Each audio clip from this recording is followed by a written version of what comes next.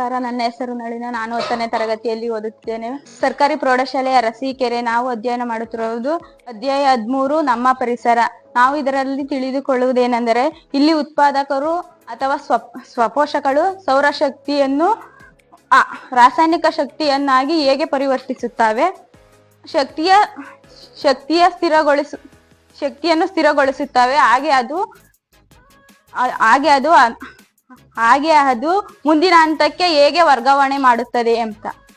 ಇದರಿಂದ ಒಂದು ನಮಗೆ ತಿಳಿಯುವುದೇನೆಂದರೆ, ಮುಂದಿನ ಹಂತ ಜೀವಿಗಳಿಗೆ ಸಿಗುವ ಶಕ್ತಿಯ ಪ್ರಮಾಣ ಶೇಕಡ 10 ಕಿಲೋ ಕ್ಯಾಲರಿ ಮಾತ್ರ. 90ರಷ್ಟು ಶಕ್ತಿ ನಷ್ಟವಾಗುತ್ತದೆ. ಉತ್ಪಾದಕರಲ್ಲಿ ಕಂಡುಬರುವ ಶಕ್ತಿಯ ಪ್ರಮಾಣ 10,000 ಕಿಲೋ ಕ್ಯಾಲರಿ ಆಗಿರುತ್ತದೆ. ಪ್ರಾಥಮಿಕ ಭಕ್ಷಕರಲ್ಲಿ ಉತ್ಪತ್ತಿಯಾಗುವ ಸೇರಿಸಿದ ಶಾಖ ರೂಪದಲ್ಲಿ ಶಕ್ತಿಯ ನಷ್ಟ ಕೇವಲ 10,000 ಆಗಿರುತ್ತದೆ. ದ್ವಿತೀಯ ಉತ್ಪತ್ತಿಯಾಗುವ ಕೇವಲ 10 ಕಿಲೋ ಕ್ಯಾಲರಿ ಮಾತ್ರ ಆಗುತ್ತದೆ. ಪ್ರತಿ ಹಂತದಲ್ಲೂ 90ರಷ್ಟು ಕಿಲೋ ಕ್ಯಾಲರಿ ಶಾಖ ರೂಪದಲ್ಲಿ ನಷ್ಟವಾಗುತ್ತದೆ. ಕೇವಲ 10% ಶಕ್ತಿಯು ಮಾತ್ರ ಮುಂದಿನ ಹಂತಕ್ಕೆ ವರ್ಗಾವಣೆಯಾಗುತ್ತದೆ. ಪ್ರತಿ ಹಂತದ 10ರ ನಿಯಮ ಏನೆಂದರೆ, ಉತ್ಪಾದಕರ ಸಸ್ಯವೊಂದರಲ್ಲಿ 10,000 ಘಟಕಗಳಷ್ಟು ಆಹಾರಗಳು ಇದ್ದರೆ, ಮುಂದಿನ ಹಂತದ ಪ್ರಾಥಮಿಕ ಭಕ್ಷಕರ ದೊರಕುವ ಶಕ್ತಿಯ ಪ್ರಮಾಣ ಬರೀ 1,000 ಘಟಕಗಳು ಆಗಿರುತ್ತದೆ.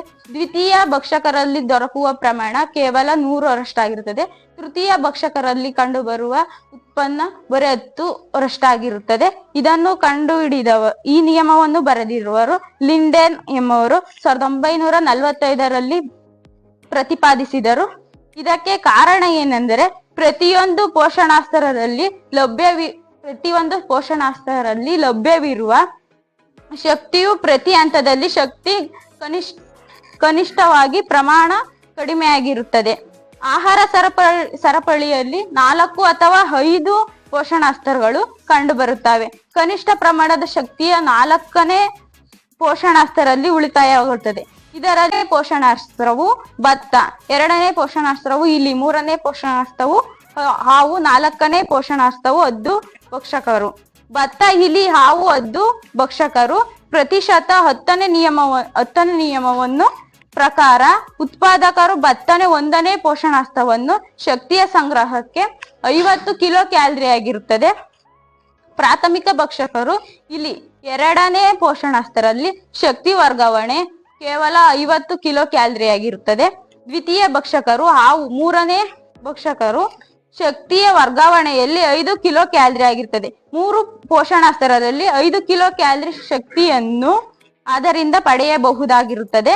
ಹೆಚ್ಚು ಶಕ್ತಿಯನ್ನು ಪಡೆಯುವ ಸಸ್ಯಾಹಾರಿಯು ಆಹಾರ ಪದ್ಧತಿಗಳನ್ನು ಸಹಾಯವಾಗಿರುತ್ತದೆ. ಏಕೆ?